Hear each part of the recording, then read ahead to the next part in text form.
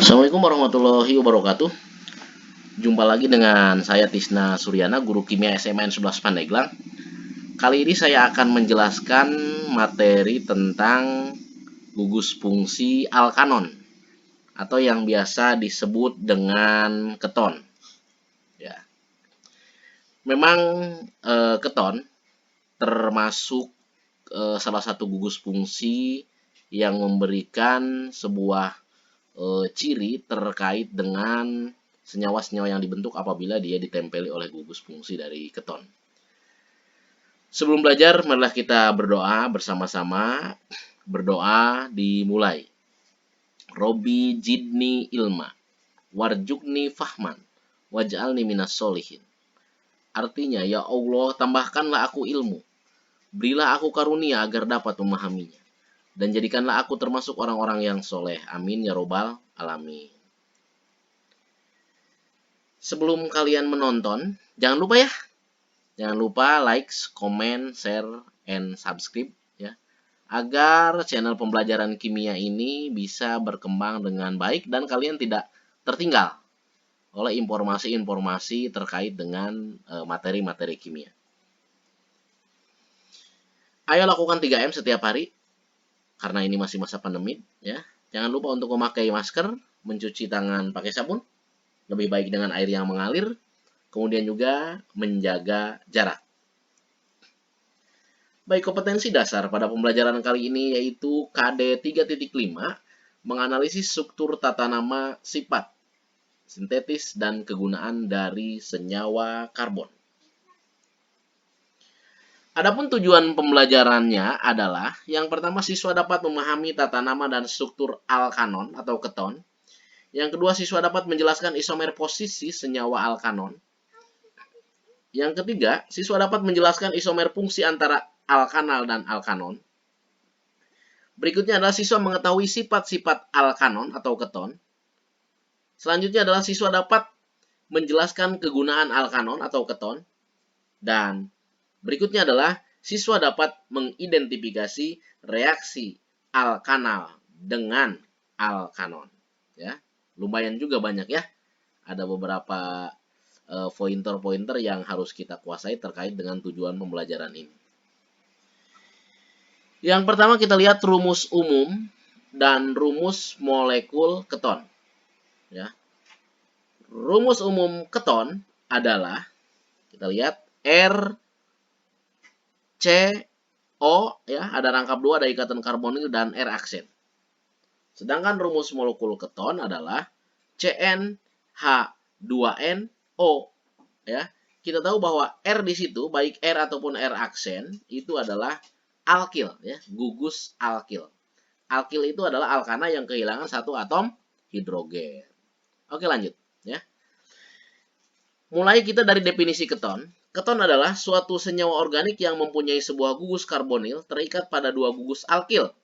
Dua gugus alkil atau sebuah alkil. Keton juga dapat dikatakan senyawa organik yang karbon-karbonilnya dihubungkan dengan dua karbon lainnya. Keton tidak mengandung atom hidrogen yang terikat pada gugus karbonil. Definisi ini dicuplik dari Will Braham 1992. Oke, lanjut. Ya. Informasi bahwa kalian harus menonton sampai beres ya, biar tidak gagal paham dan tidak gagal fokus. Baik, yang pertama kita masuk pada tata nama senyawa keton atau alkanon. Yang pertama, penamaan senyawa-senyawa alkanon atau keton juga ada dua, yaitu menurut Ayuvek, ini mengikuti nama alkananya dengan mengganti akhiran ana dalam alkana menjadi anon dalam alkanon. Yang kedua dengan cara trivial, yaitu dengan menyebutkan nama kedua gugus alkilnya, kemudian diikuti akhiran keton. Lanjut. Kita lihat nih, tata nama Ayuvek keton. Ya. Kalau menurut Ayuvek ini ya, di sini ada rantai ya. Ada rantai dari senyawa hidrokarbon yang di sini memiliki gugus fungsi dari keton. Kita lihat OCR ya. OCR, O C-nya pada nomor 2, kemudian setelah itu R-nya berada pada nomor 1.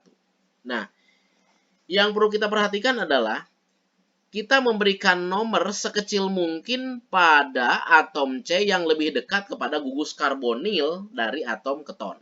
Ya, dari gugus fungsi keton, sorry. Ya. Kemudian bergerak ke arah kiri nomor 2, terus nomor 3. Nah, ke bawah ada CH3 ya. Tetapi kita tidak ke bawah karena pendek, kita mencari rantai yang terpanjang. Kemudian 4 CH2 dan 5 CH3 atau H3C. Berarti karena ada 5 jumlah atom C, maka ini adalah kalau dalam alkananya yaitu pentana. Ya. Tetapi karena ini senyawa keton, jadi pentanon. Kita lihat. Pada nomor 3 ada cabang yaitu CH3, itu di situ cabang alkil namanya cabang metil.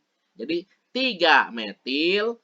Pada nomor 2 ada ikatan karbonil C ya, C ikatan rangkap 2 ke atas O, itu karbonil, itu berada pada nomor 2, kemudian pentanon.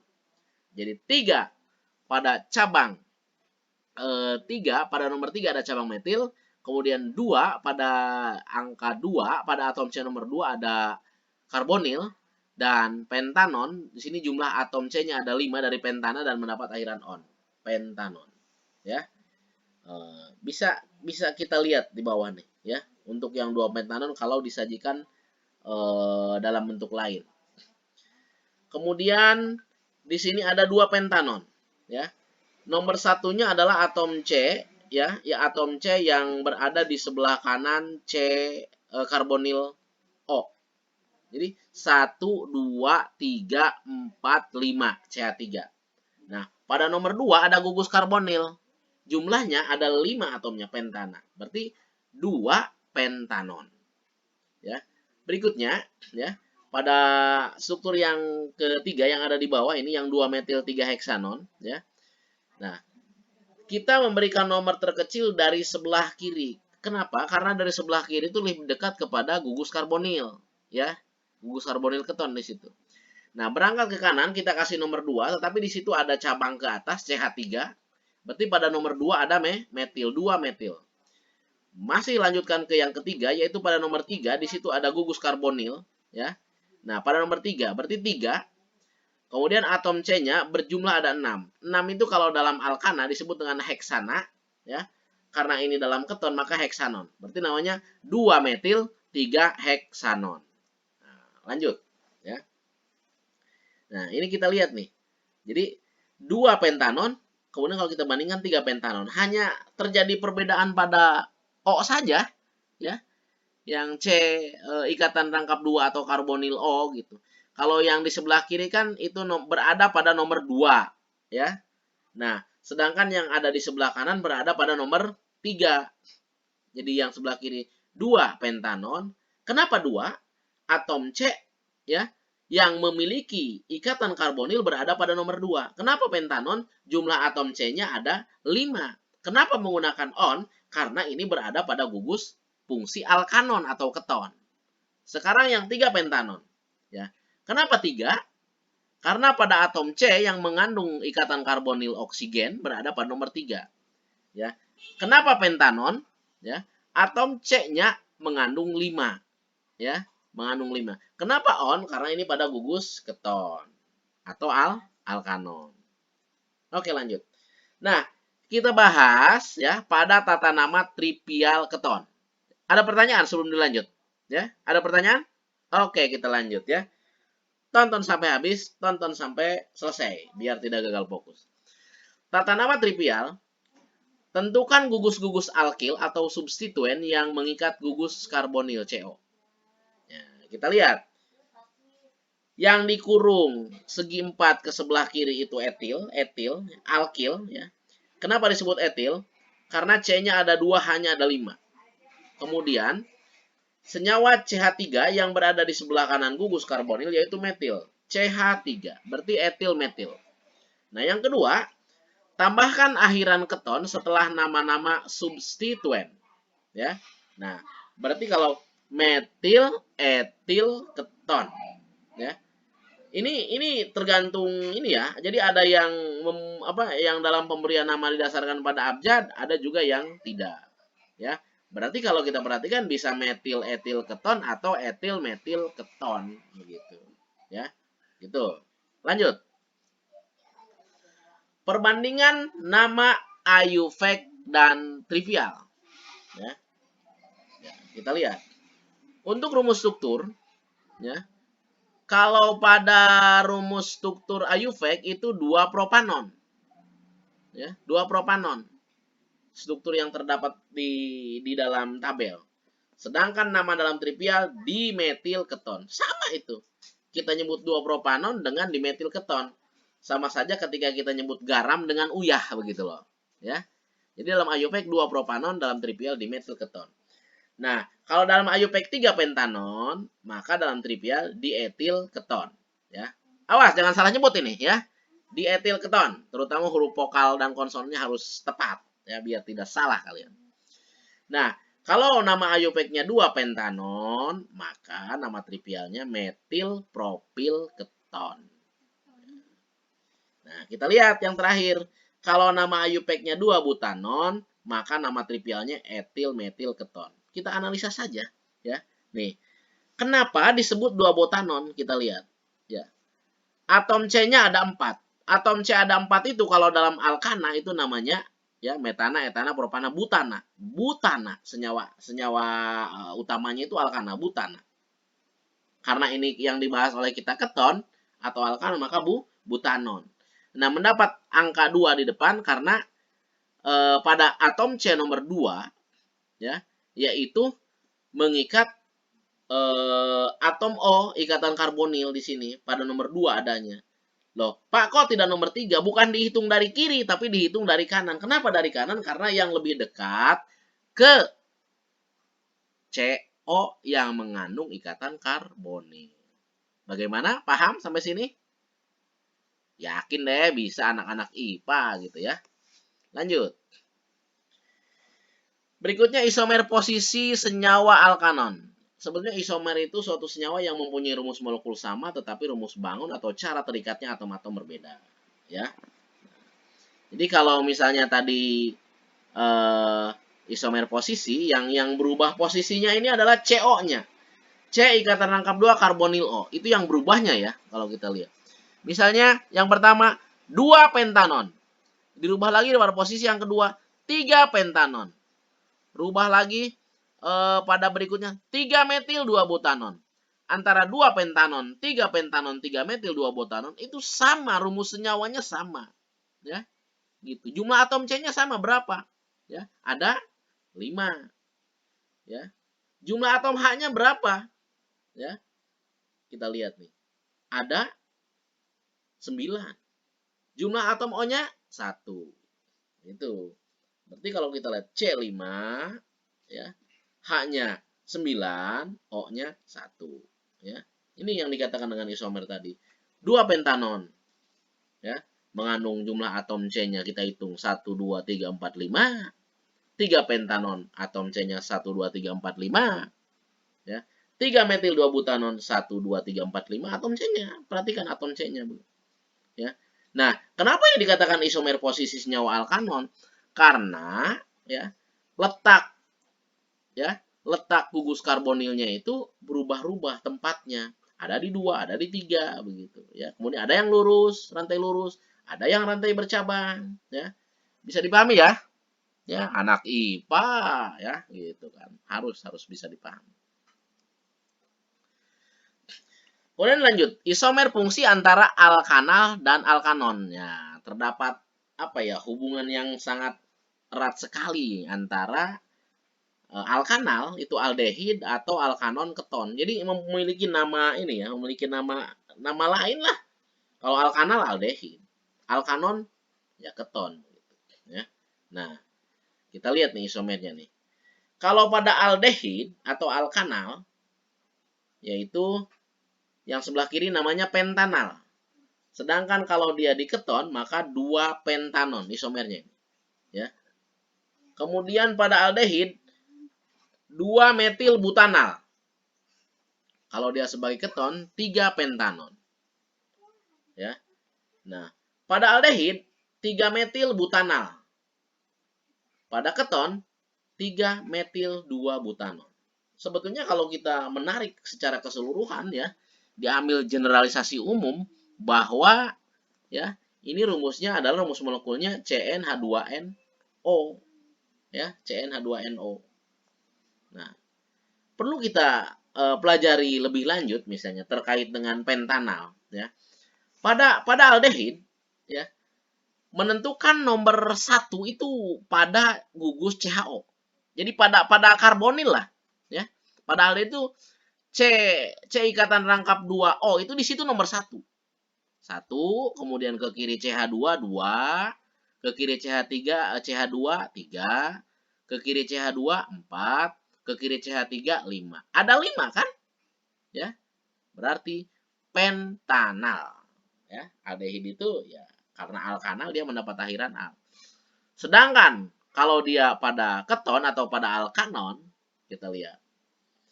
Nomor 1 diberikan pada atom CH3. Ya, pada CH3. Bergerak ke kiri di situ ada C ya, yang memiliki gugus karbonil dengan O ke atas. Nomor 2 itu. Kemudian ke kiri CH2 nomor 3. Masih ke kiri CH2 nomor 4. Masih ke kiri CH3 nomor 5. Nah, karena pada atom C nomor 2 ada O ke atas maka 2. Kemudian karena atom C-nya ada 5, pentana. Karena ini adalah gugus keton maka pentanon berarti 2 pentanon. Jadi pada aldehid adalah pentanal, pada keton 2 pentanon. Begitupun seterusnya ke bawah kalau kita banding-bandingkannya. Kalau kita mencari isomer fungsinya. Kenapa dikatakan isomer fungsi? Karena gugus fungsi aldehid memiliki ciri CHO atau OCH, sedangkan gugus fungsi keton ya memiliki ciri RCO atau OCR. Lanjut. Sifat fisika alkanon. 1. Titik didih keton relatif lebih tinggi daripada senyawa hidrokarbon dengan massa molekul relatif yang hampir sama. Yang kedua, larut dalam air.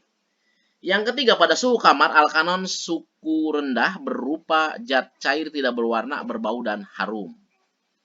Ya. Yang keempat, suku pertengahan berupa zat cair sukar larut. Yang kelima, suku tinggi berupa zat padat. Maksudnya suku ini jumlah atom C-nya ini ya. Jadi kalau pada atom C yang lebih rendah ya, kalau kita lihat dia akan memiliki titik didih ataupun yang lainnya juga yang berbanding lurus.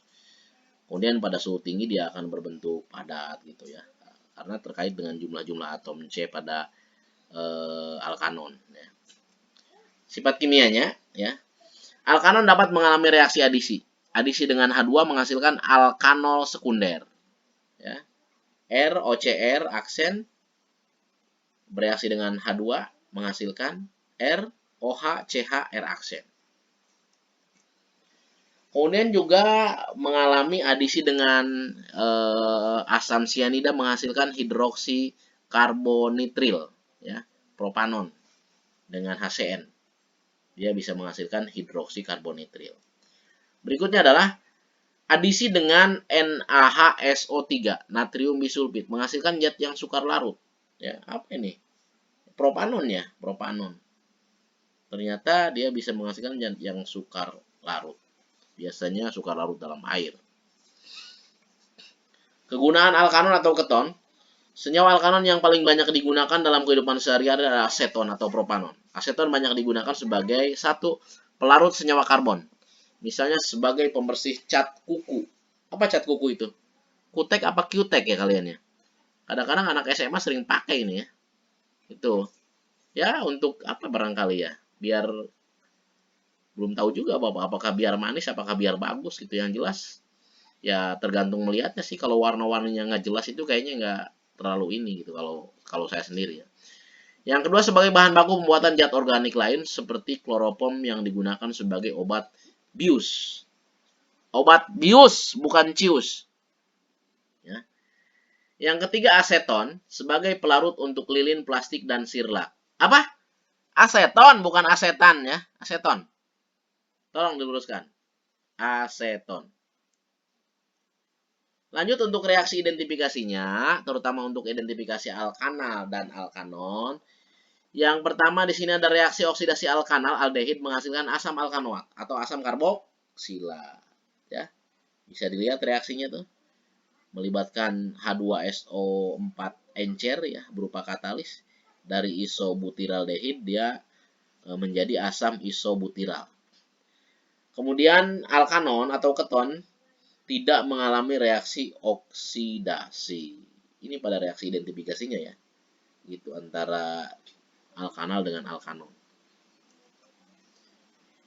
Baik, thank you, terima kasih hatur nuhun ya. Kalian telah menyimak, kalian telah memperhatikan. Jika ada pertanyaan boleh di japri ke WA. Mudah-mudahan apa yang saya jelaskan bermanfaat buat kalian ya. Kalian bisa menyimak, kalian juga bisa mengamalkan ilmu-ilmu kimia yang telah saya berikan. Baik, untuk mengakhiri kegiatan ini, marilah kita berdoa bersama-sama. Berdoa dimulai. Allahumma arinal haqqa haqqan warjuknat tiba'ahu wa arinal batila batilan warjuknat tinabah. Ya Allah, tunjukkanlah kepada kami kebenaran sehingga kami dapat selalu mengikutinya, dan tunjukkanlah kepada kami kejelekan sehingga kami dapat selalu menjauhinya. Demikian, terima kasih. Wassalamualaikum warahmatullahi wabarakatuh.